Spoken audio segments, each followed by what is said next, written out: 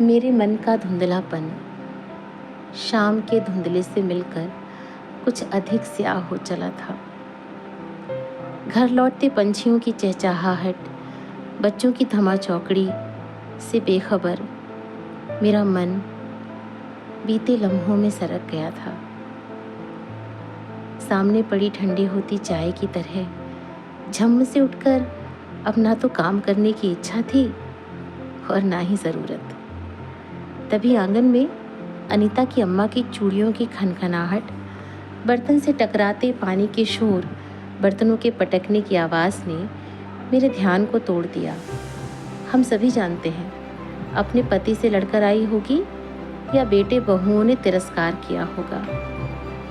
बरामदे से सटे रसोई घर से ही माँ ने आवाज़ लगाकर पूछा, क्यों आज फिर झगड़ा करके आई है और गुस्सा इन बेजान बर्तनों पर निकाल रही है? अरे नहीं बहू जी, झगड़ा तो सवेरे सवेरे हो गया था। दोपहर से बुखार है, अब दवा दरमद भी तो मुझे ही कराना है। माँ ने कहा, दिन भर काम करके खटखटती है, अब रात में डॉक्टर के पास जाएगी अपने आदमी को दिखाने, वही जो तुझे दिन रात तरह तरह की बातें सुनाता है। बहू जी, रार एक तरफ और आदमी एक तरफ। मैं बीमार होती हूँ तो रोटी बनाकर देता है ना, वो पड़ा है तो मैं इलाज ना करूँगी। अरे पतिव्रता तो नहीं हूँ, लेकिन जिंदगी के सहारे को कैसे छोड़ दूँ?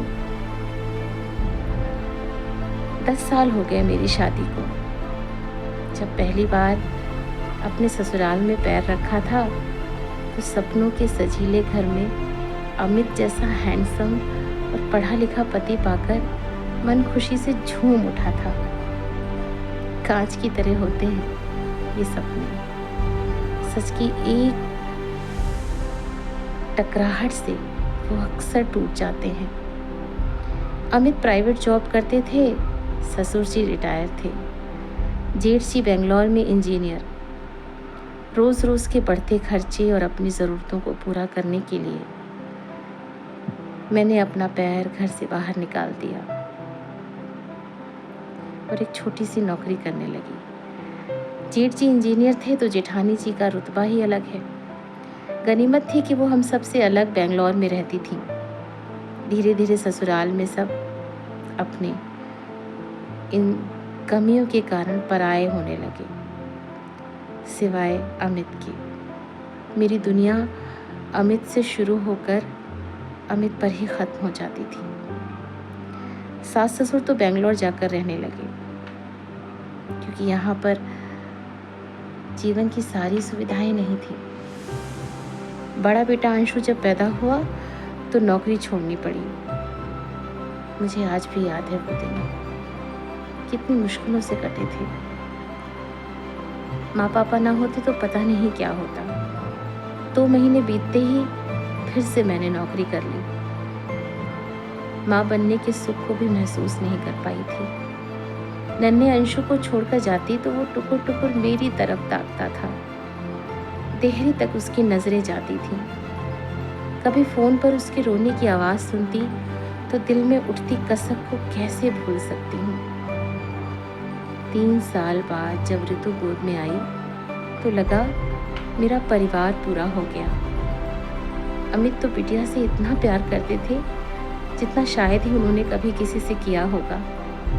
एक दिन उन्होंने ऋतु को गोद में खिलाते हुए कह ही दिया, मीना छोड़ दो नौकरी, मैं देख लूँगा। लेकिन सच से तो वो भी वाकिफ थे। पिछली बार की तरह इस बार भी सास ने ये कहकर मना कर दिया, मीना बिटिया को देखने आऊँगी, लेकिन अभी घुटनों में बहुत दर्द है। तुम्हारे ससुर जी को सांस की तकलीफ इन दिनों बढ़ गई है और अपना और बच्चों का ख्याल रखना। कुछ पैसे भेज रही हूँ, काम आएंगे। एक माँ होने की जिम्मेदारी को निभाने में अपनी माँ को ही अपने साथ हमेशा पाया। उस दिन किचन में बर्तन धोते धोते बस इतना ही तो कहा था, सुनिए कल ऑफिस से निकलकर अंशु और ऋतु की फीस जमा कर दीजिएगा। स्कूल से बार बार मैसेज आ रहा है। और हाँ, अंशु के क्लास टीचर ने भी कहा है कि मुझे आपसे मिलना है। अमित ने लैपटॉप पर बैठे बैठे ही जवाब दिया, अपनी उंगलियों को चलाते हुए।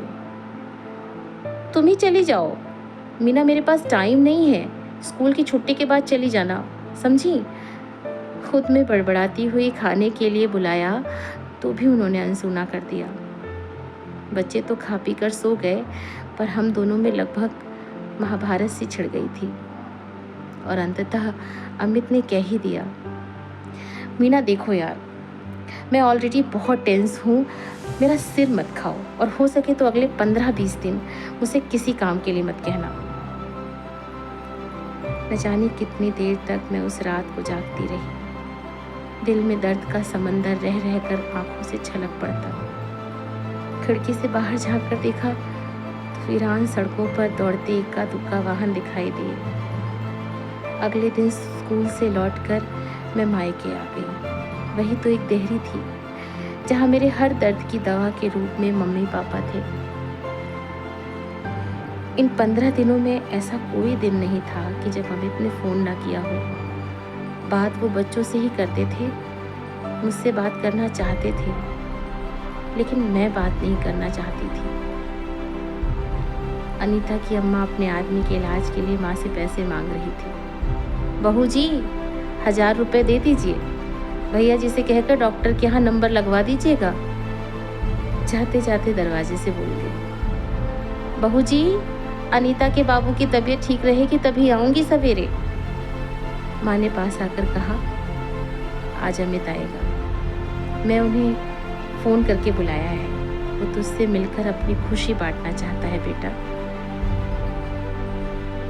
मैं अपने कमरे में शीशे के सामने खड़े होकर अपना चेहरा देख रही थी, जैसे शाख से झड़ा हुआ पत्ता, बिल्कुल सूखा और कुम्हलाया हुआ। गीले बालों को संवार कर सिंदूर लगाया, बिंदी लगाई। तभी अचानक मुझे लगा कि 15 दिन की वो थकान, वो सुस्ती न जाने कहाँ गुम हो गई। जल्दी जल्दी अपना और अपने बच्चों का सामान पैक करने लगी। अमित को 15 दिन बाद देखा, कितने दुबले हो गए हैं। आँख के नीचे काला घेरा। टेबल पर वो सभी चीज़ें हैं जो अमित को अच्छी लगती हैं। पापा से बता रहे हैं, इधर साल भर से बहुत मेहनत की है पापा, बहुत काम किया है, थक सा गया हूँ बिल्कुल। तब जाकर प्रमोशन मिला है, सीनियर्स की वॉट लग गई है पापा, और ऑफिस में मैंने इस समय सब कुछ हैंडल किया है। इतनी मेहनत करने के बाद आज मुझे कुछ अच्छा लग रहा है। बात तो वो पापा से कर रहे थे, लेकिन बीच बीच में उनकी नज़रें किसी को ढूंढ रही थी। मैं उनसे छिपकर ही खड़ी थी और एकाग्र भाव से सब सुन रही थी। जिस एक शब्द को सुनने के लिए मैं सबसे ज़्यादा बेचैन थी। मीना जल्दी चलो यार, घर में बहुत काम है। मेरी आंखों में छलक आए आंसू को देखकर भी अमित ने अनदेखा कर दिया।